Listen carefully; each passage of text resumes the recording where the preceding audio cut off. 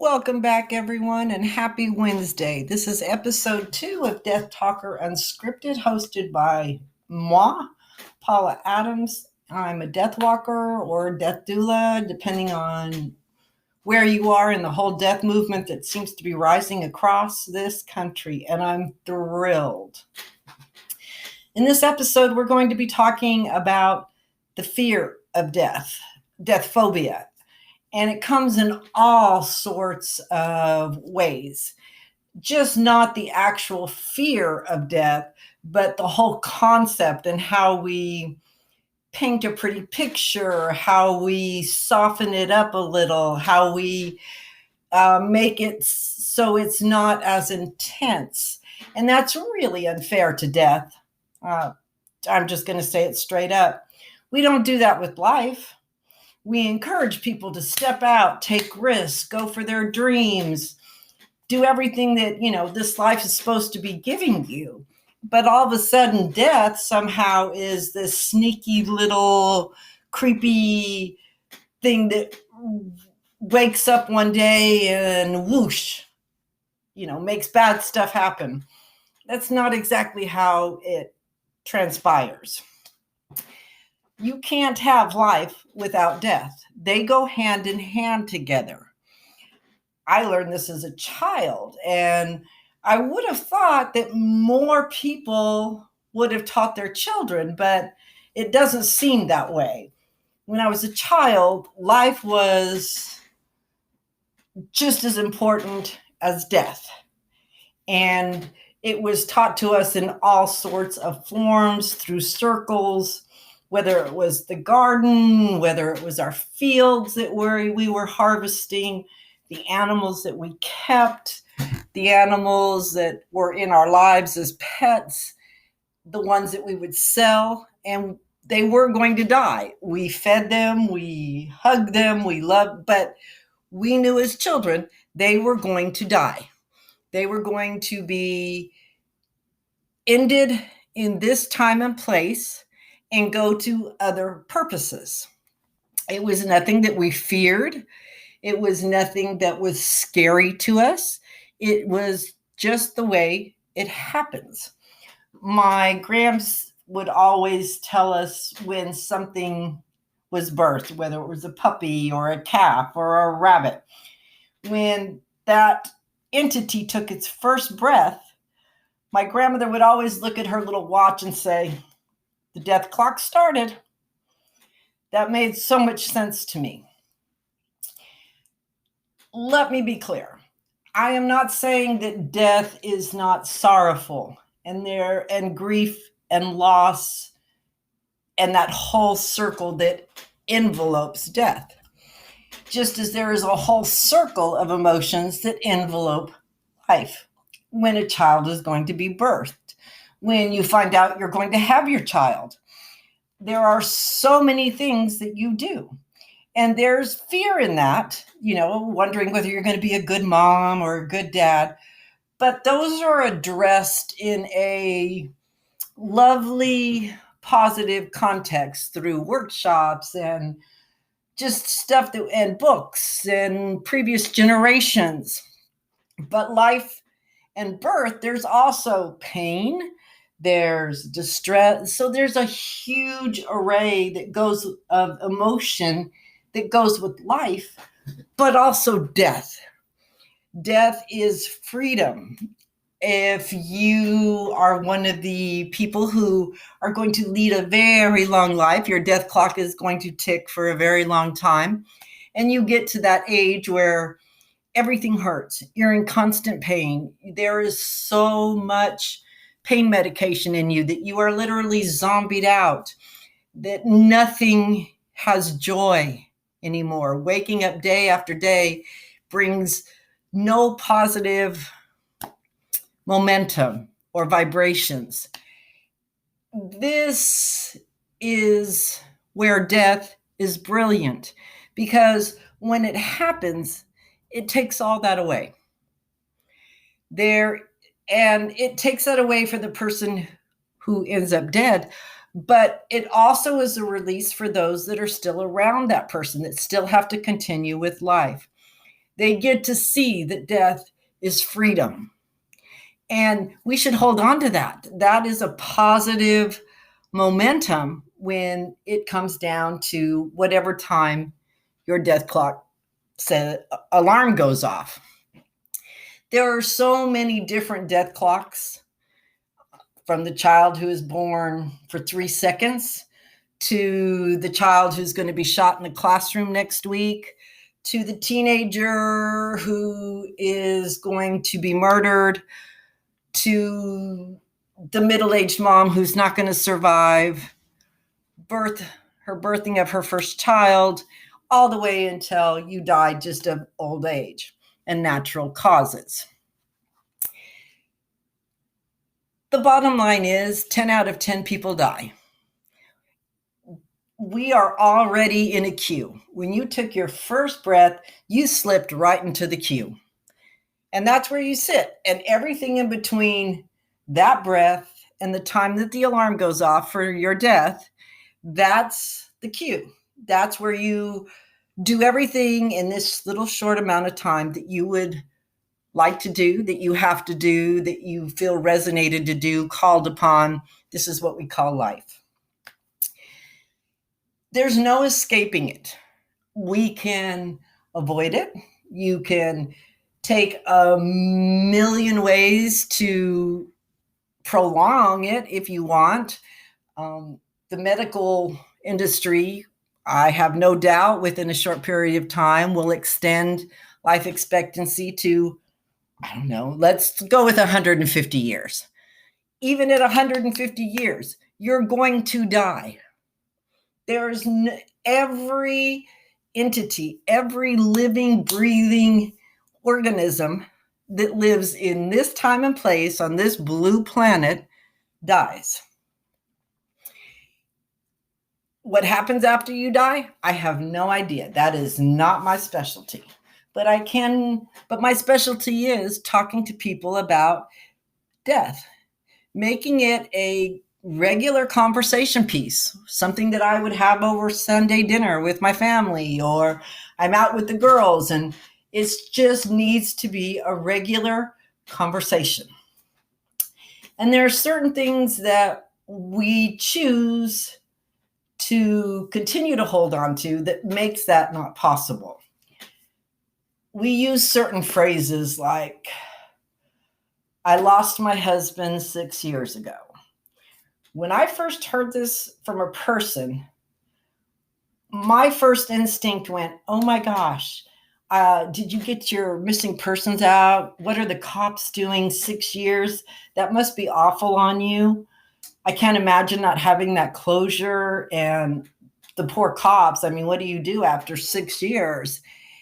And she looked at me and she had this very stunned look, and I noticed it. And so I asked her, I said, I'm sorry, is everything okay? And she said, what are you talking about? And I said, well, you said you lost your husband. And she said, no, he died. And now it was my turn to be stunned. It was my turn to look like I'm the deer with the headlights blaring in my face. And I said, that is so weird. And she looked at me again, and I said, why would you not just say, my husband died 6 years ago? And she said, well, why wouldn't I say it that way? I said, because that's not, you lost someone. That represents non-closure. That represents someone is just gone. You have no idea whatever's happened to them, and they just vanished one day. That's not death. And she said, oh, I never really thought about it like that. I said, that's the only way I've ever been taught to think about it. Other words like passed on. Okay, that's not really a complete sentence. My wife passed on. Passed on what? She passed on going on the cruise with you. She passed on committing to being Jewish. Finish the sentence. And passed away. These are soft terms, and they're nice terms, but they're also ways that we hide and we show a little bit of fear. It's like we can't actually say the words death, dying, dead. My daughter is dead. My mother is dying. Sitting at a table. Hey, do you have a death plan? Hey, what do you think about death? And how are you planning on walking that road? These are all things that I believe should be just absolutely normal, everyday conversations. And I think we should start young. We have children and we make this big life plan. We all do it. We have vision boards and we have people who help us plan for our career and plan for our school and plan for our job, plan for the marriage. We do all this life planning, but we don't do death planning until that very last minute, until when everything's in chaos and everything's array, because we never discussed it. So we're throwing all this vibrations of just horrible, traumatic energy, and it just makes no sense. It doesn't have to be that way. Death and someone being dead and dying or watching them die is traumatic enough. You don't need the added extra bullshit that not talking about it and keeping it closed up in the closet somewhere until bam, it just opened up and fell out in front of you. That's just tons more trauma that's going to be dry. It just makes the whole circle seem out of balance, seem distorted. And it shouldn't be that way from my perspective of how I was taught and what I perceive as a good death. A good death to me is knowing that the people around me know how I want to die, what I want done. The people around me know I'm going to make jokes and I'm going to be humorous. And if you ever meet me, I'm probably going to start a conversation off with something like, say, you got a death plan? It's just part of who and what I am. And there's enough people talking about life planning. There are so many people that life coaches and everything. Death needs the same cheerleading squad. Death needs to have the same amount of uplifting and delivery that life does. Again, they go hand in hand. What age should you discuss death with?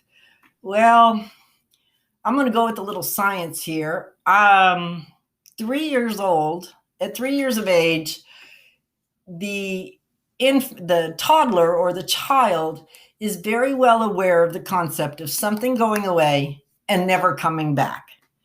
And you help this by maybe taking the pacifier away. And so they knew they had it, and then they knew one day they didn't, and it's gone.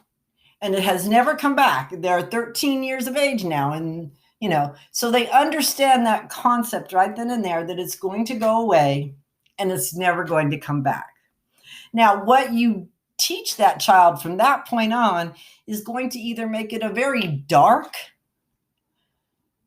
path, or it's going to be a very lighted with some shadows path, so that they are free to ask questions, so they are free to be curious, so they can gain knowledge and hopefully hold wisdom eventually.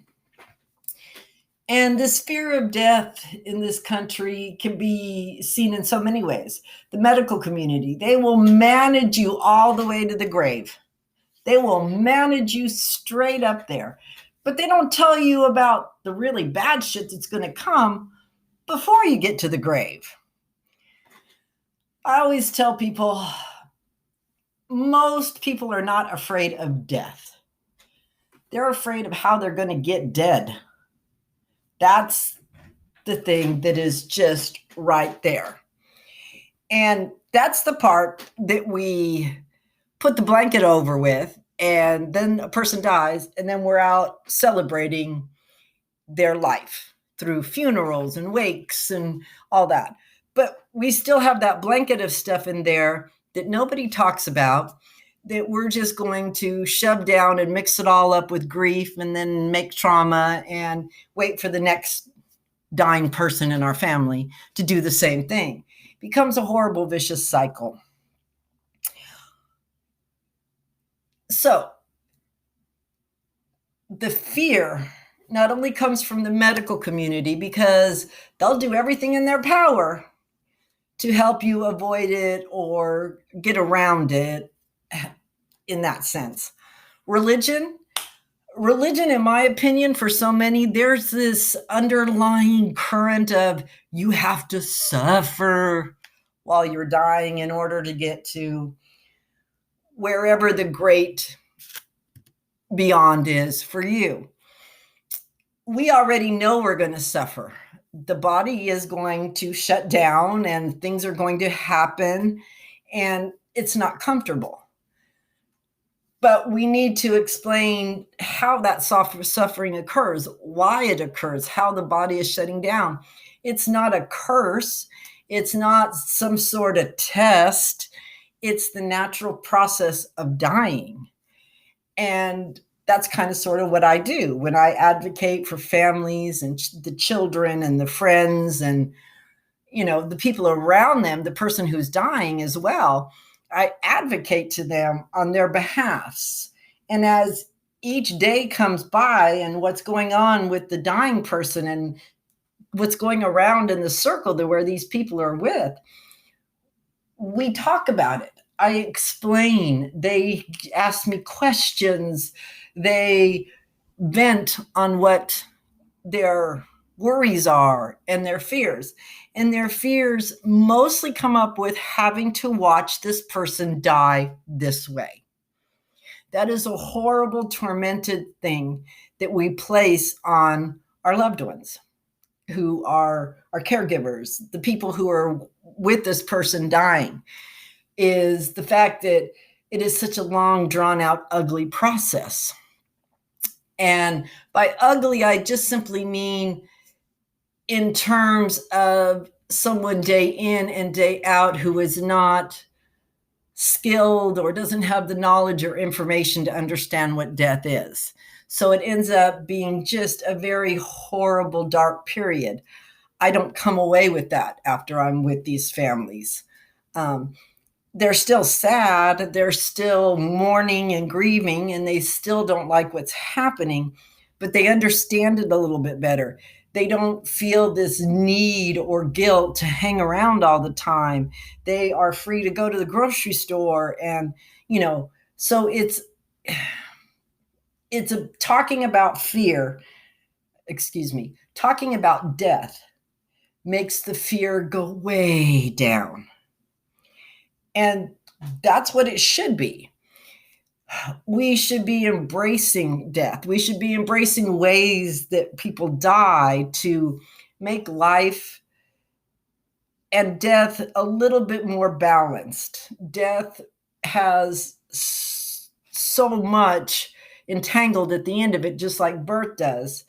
And I think if we as humans have evolved and we have enough intellectual and science going on, that things like dying with dignity, medical aid in dying, assisted suicide, voluntarily assisted death dying, these should all be welcome and openly discussed, and they should be legal.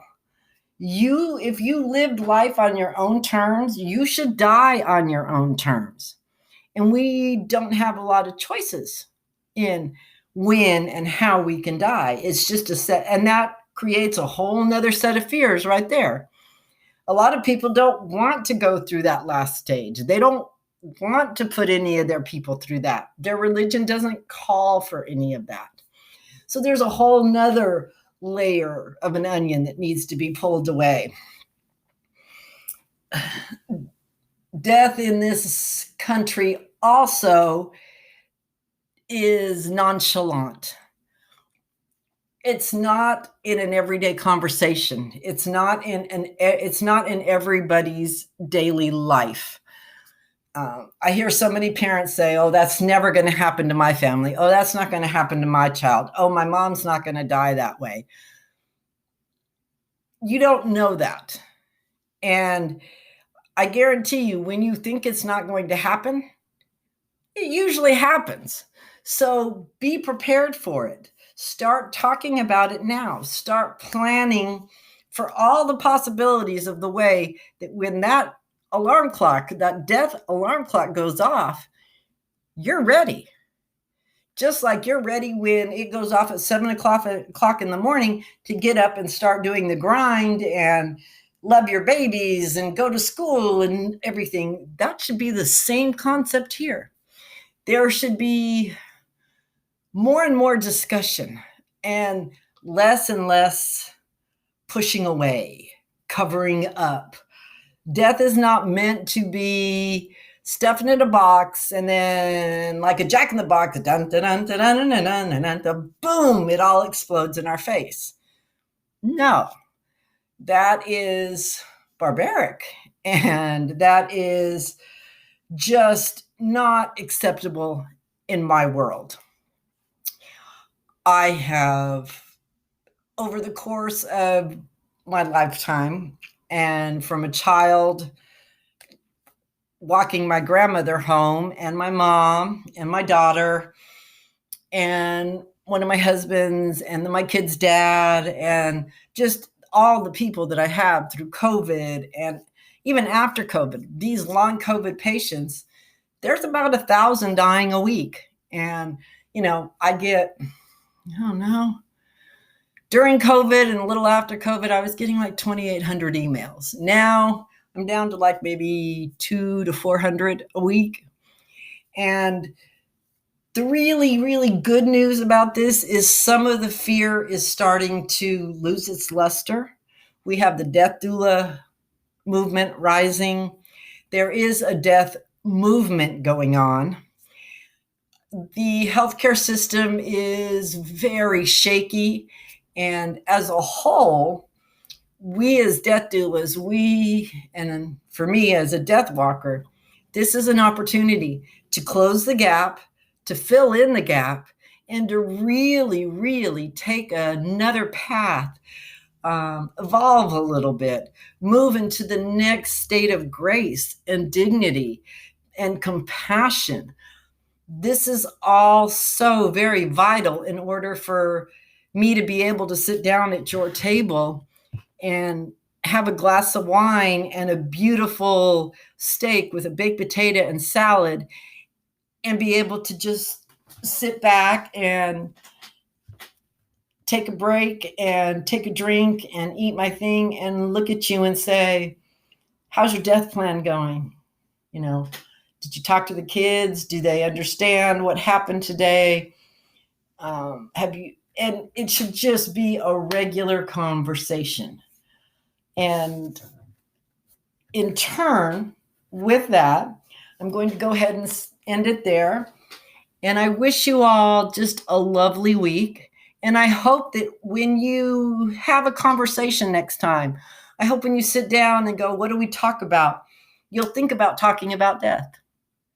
You'll think about how you're going to start it. And if you need some ideas, write me a comment. I'll give you plenty of ideas on how to start that conversation. And it would be my pleasure. I love being of service, and I love this calling that I have. And it's about me giving it away as freely as it was given to me as a child. And hopefully the next generation and the next generation will have a little bit more of my upbringing and a little less of the shadowy grim reaper coming to get you. Blessed be everyone. And let's talk some death.